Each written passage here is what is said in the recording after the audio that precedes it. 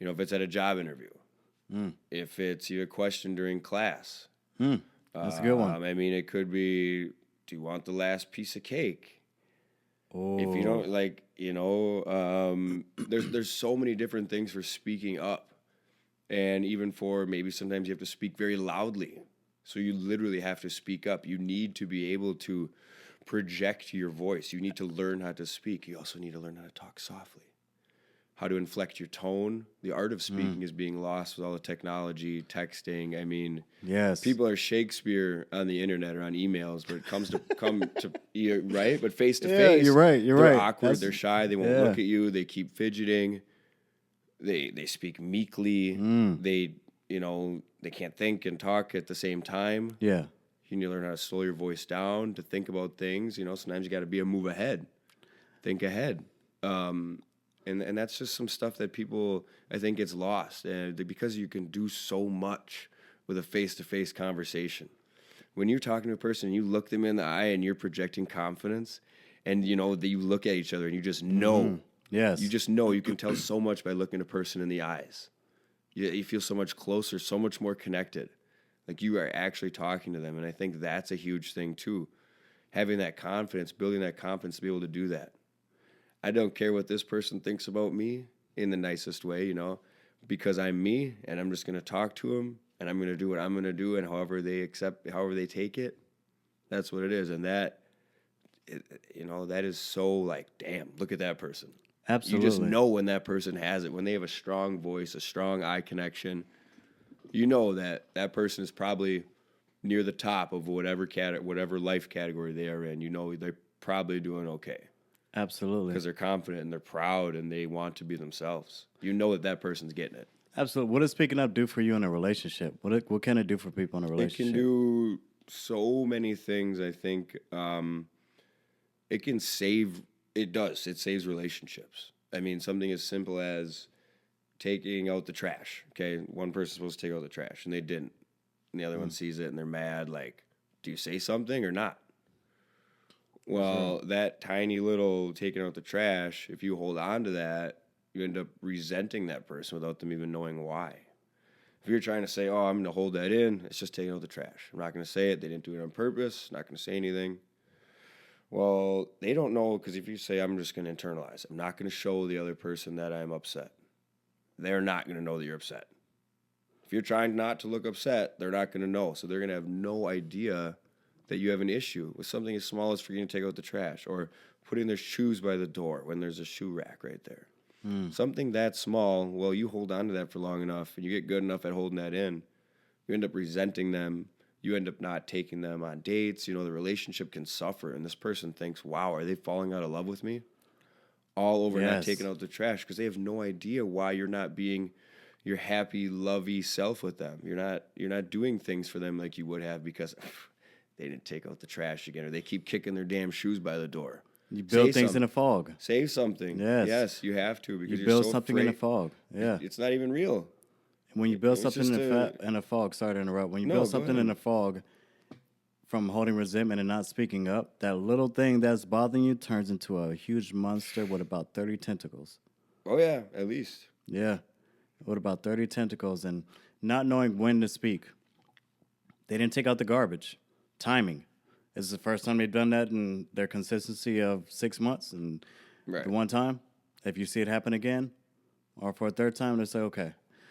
So that's when you decide on when to let the little things go. Is it a little thing that just happened once, or is it a little thing that's reoccurring? Right, yeah. So now when do I speak up, and how do I bring it? Do I bring it out of love? You have to bring it out. You have to bring it to them love. It's just something that's bothering you. You want to let them know. And you don't want to cause a huge reaction that's not needed. Right. So you want to prep for the conversation. You want to write it down. Make sure it's something that's actually bothering you and not something rooted from somewhere else. Yeah, that's huge, writing it down. I mean, like you said, you have to say it out of love. You don't want to convey this or project it in the wrong way. So writing it down, you can prepare exactly for what you're going to say.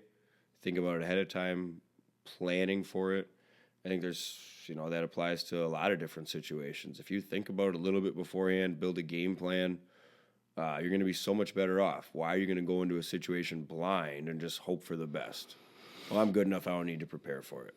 Yeah, okay. Well, wait. What if a left hook comes when you weren't expecting it? Something's always going to come up, so you better be prepared for, think about the possibilities. Think about how you want to say something. Hey, I apologize for texting. No. I had a meeting at 11, and the fact that I ran the podcast 30 minutes with no recording, I'm going to be late, so I have to let that person know I'm going to be late. So of course. I apologize for that. I'm getting right back to it. All good. Just speaking up. Yeah, Speaking up and communicating. Appreciate it. All good. Absolutely. But not speaking up can actually do something sexually, too.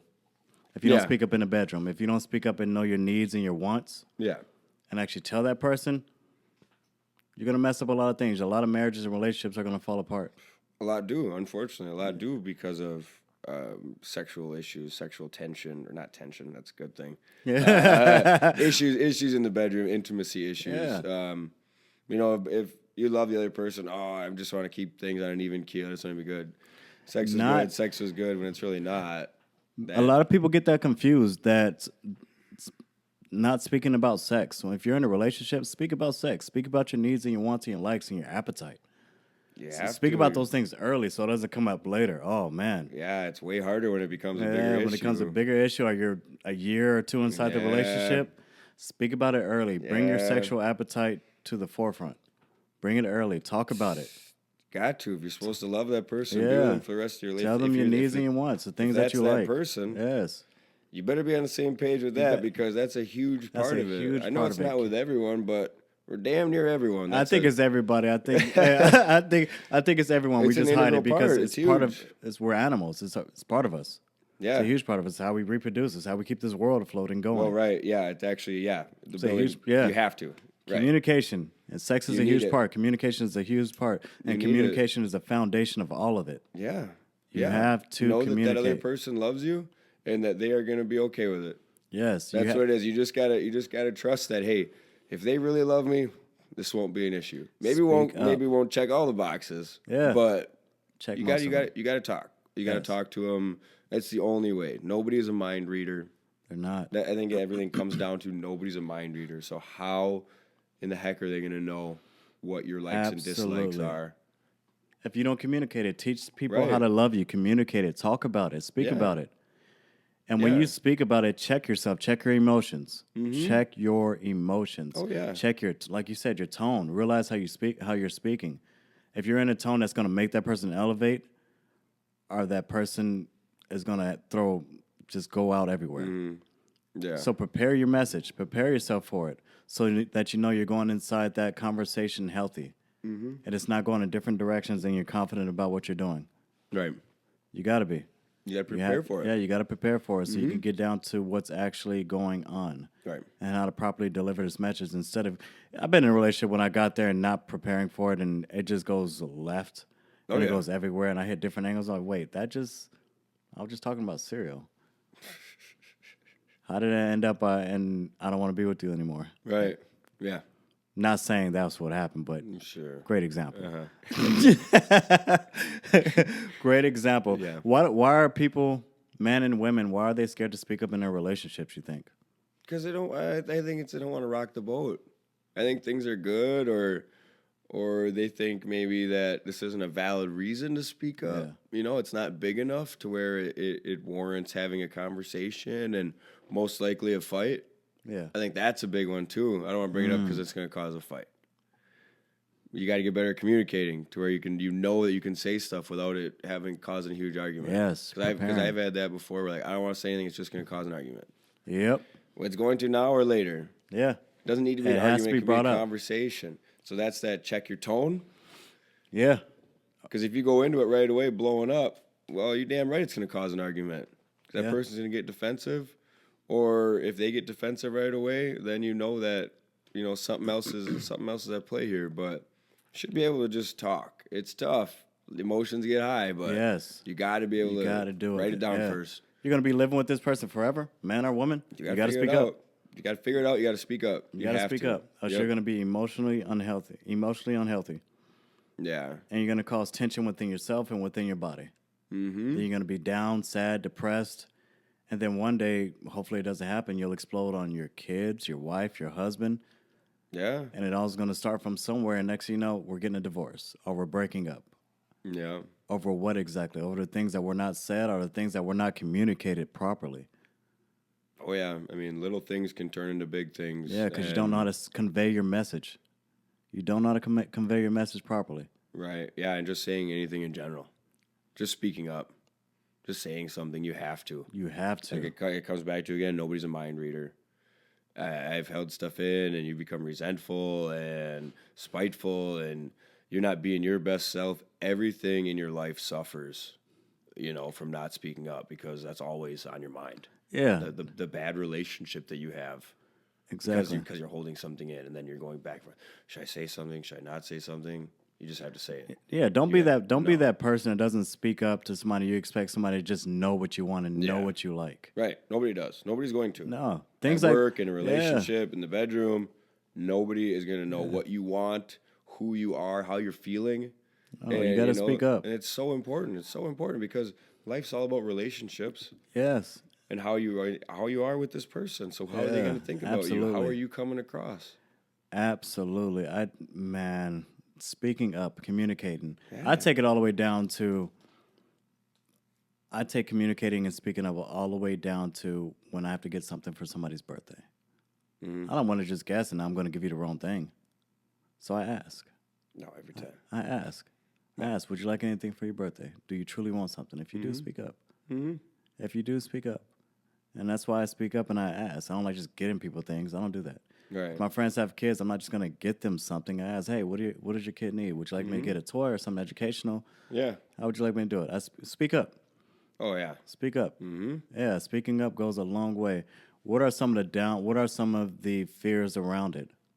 Some big fears around it as a person in general. I think just as a person in general, we look for validation from other people. You want to be accepted. You want to be liked. All that kind of stuff. So speaking up makes that risky. Yeah. Speaking up is putting yourself out there for judgment. Speaking up is kind of raising your hand in the class when you're the only kid. And it's like, damn, I better get this right. Otherwise I'm going to look like a fool.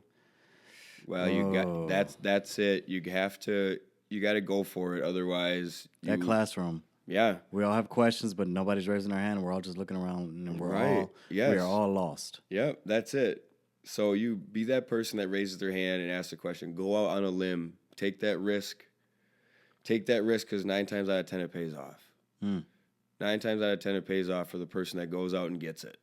Not only is that raising your hand, but that's going for that raise, that promotion. Speak up at work. Asking out that hot girl or hot guy. Take a chance. Send them that message. Do something. Buy them flowers. Have flowers sent there. I mean, take that chance. Start that business. Be that person. Be that kid that raises their hand. Yeah. Speak up. Ask the question. Yeah. Advocate for yourself. Yeah. Speak up and advocate for yourself. Because nobody else is going to. Yeah. Start building that self-autonomy. People are for themselves. A lot of people are for themselves. So the people that rely on you or the people that push you up, I should say, the people that are there for you, it's at least you better be there for yourself. When you do not speak up in general and in a relationship, you start feeling real down. Lost, forgotten. You start feeling forgotten, unheard. Yeah. It can go a long way. It is so unhealthy. Yeah. And you start making up horrible stories in your head. Oh, that person doesn't like me. Oh, they think this. Oh, they think that. And you really, instead of being a partner to somebody, you start being an enemy.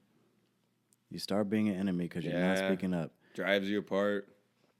It happens. It drives you apart because nobody knows what the issue is. Nobody's talking about it. You just know that the issue is getting worse. Yep. That's a good one. Yeah. Right? You don't even know what the issue is. What's going on. Why is this nothing happening? It's because you haven't asked the other person. Nobody knows what's wrong. I don't know. What's wrong? Nothing. What's wrong? Nothing.